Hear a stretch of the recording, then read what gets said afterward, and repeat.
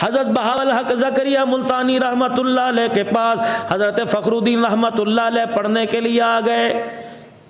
آپ نے اپنی بیٹی کا نکاح بہاول حق زکریہ نے فخر الدین رحمت اللہ علیہ کے ساتھ کر دیا. کچھ عرصے کے بعد حضرت بہاول زکریہ ملتانی رحمت اللہ علیہ کی بیٹی کا انتقال ہو گیا. آپ نے اپنے بیٹے شاہ صدر الدین رحمت اللہ علیہ سے کہا تیرا بہنوئی اکیلا رہ گیا, میرا جوائی اکیلا رہ گیا, میرا داماد اکیلا رہ گیا, کیا خیال ہے تیری دوسری بہن جوان ہے اس کا نکاح نہ میں اس کے ساتھ کر دوں؟ شاہ صدر الدین رحمت اللہ علیہ نے رشتہ دینے سے انکار کر دیا. وجہ پیسے کی نہ بنی, وجہ مکان کی نہ بنی, وجہ رشتہ داری کی نہ بنی, وجہ یہ بنی کہ میرا بہنوئی ابھی تک اللہ کو پا نہ سکا, میرے بہنوئی کو ابھی تک اللہ جل شانہ کی ذات کا احساس ہی نہ ہو سکا ہے. وہ بھی وقت کے ولی تھے بہاول حق زکریہ ملتانی رحمت اللہ علیہ. امام راضی رحمت اللہ علیہ ان کے پاس آئے. بہاول زکریہ رحمت اللہ علیہ کے پاس بیٹھے. آپ نے امام راضی کی طرف یوں کر کے نگاہ اٹھائی, کہنے لگے حضرت اندر میرے کچھ ہونے لگ گیا ہے. فرمایا اب تو اندر سے نکلے گا, خدا کا نور اندر جائے گا. امام راضی رحمت اللہ علیہ دعا کروا کے چلے گئے.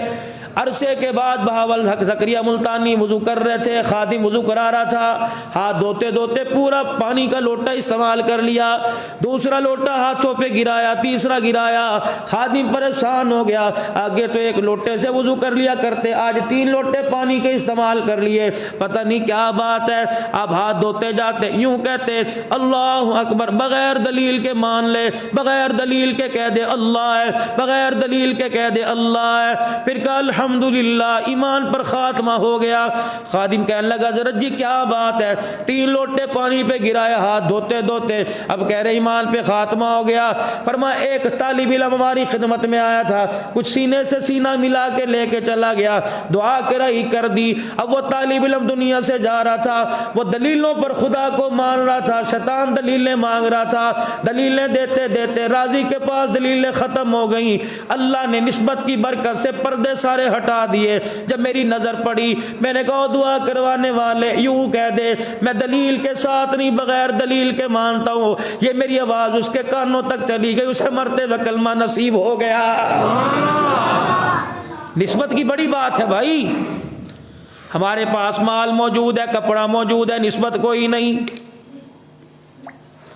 اللہ والوں کی نظر کوئی نہیں.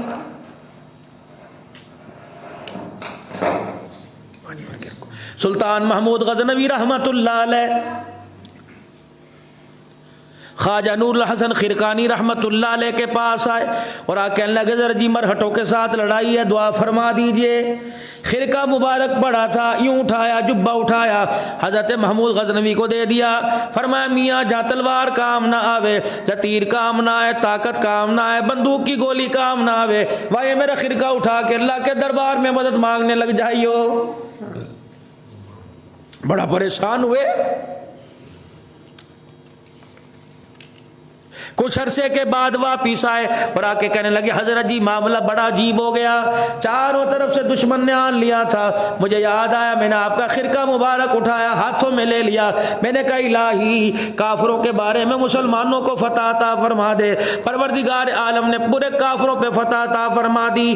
بجائے ہنسنے کے خواجہ نور الحسن خرقانی رحمت اللہ علیہ رونے لگ گئے. کہ اللہ والے کیوں روتا ہے, کیا بات ہے؟ فرمایا تو نے میرے خرقے کا مول ہی بڑا کم لگایا, تو نے 4 آدمیوں پہ فتح مانگی, تجھے کیا پتا میں نے یہ خرقہ مبارک پہن کے اللہ کو کتنا راضی کیا, کتنے نمازوں کے سجدے کیے, کتنے اللہ اللہ میں نے بیٹھ کے کی. تو نے میرے جبے کا مول ہی کم لگایا.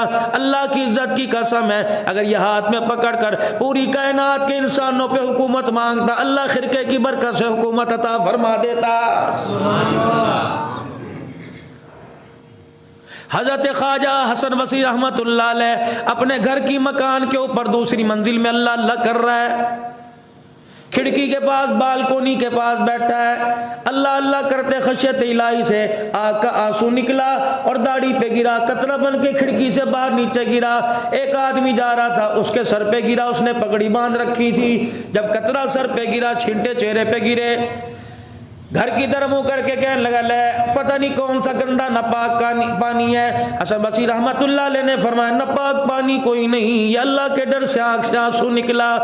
وہیں بیٹھ کے رونے لگ گیا، پھر اپنے گھر گیا، بیوی بچوں کو بلایا، کہنے لگا جب میں مر جاؤں غسل دینے کے بعد یہ پگڑی مجھے کفن پہنا دینا، قیامت کا دن ہوگا، اللہ پوچھے گا کیا لایا، کہوں گا بغداد کی گلی میں جا رہا تھا، حسن بصری تیرے ڈر سے رو رہا تھا، اس کی آنکھ سے آنسو نکلا، میری پگڑی پہ گرا، یہ پگڑی والا کفن تیرے دربار میں پہن کے آ گیا۔